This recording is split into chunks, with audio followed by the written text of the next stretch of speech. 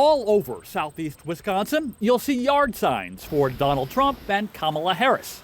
Except in this neighborhood, where they're pulling for the Green Party and its presidential candidate, Jill Stein. We will vote against genocide, not for genocide. Stein is considered the most pro-Palestinian presidential candidate, and increasingly drawing in younger Wisconsinites, especially Muslim and minority voters.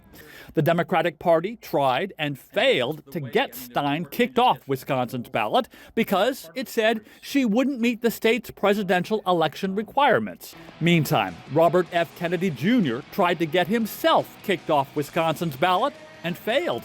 Now that he suspended his own independent campaign for president and endorsed Trump, Kennedy doesn't want his name on the ballot to siphon votes away from Trump. The campaigns always worry about that. Especially here in close Wisconsin, you often see the third-party candidates getting more than the margin between the top two.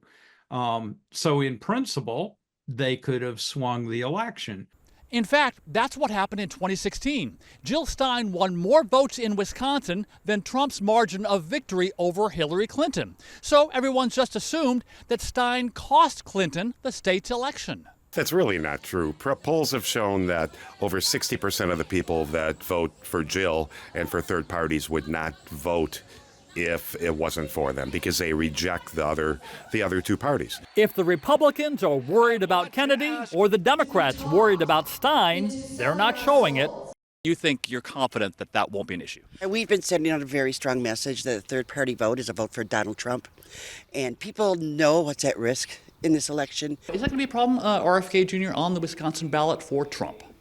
I think it could be a problem, but I think that RFK Jr. is going to get out there and he's going to encourage others to, support President Trump. But if they're not voting for President Trump, they're definitely not voting for Kamala Harris. So that is also a problem for them as well. Meantime, other Green Party candidates like Chester Todd know the chances of winning are virtually impossible, but they sell themselves as the alternative and the solution to the two-party system. We're trying to plant seeds, and maybe 50 years from now, who knows? And if they can cause a little bit of chaos for either candidate in this upcoming election, they're happy to do it.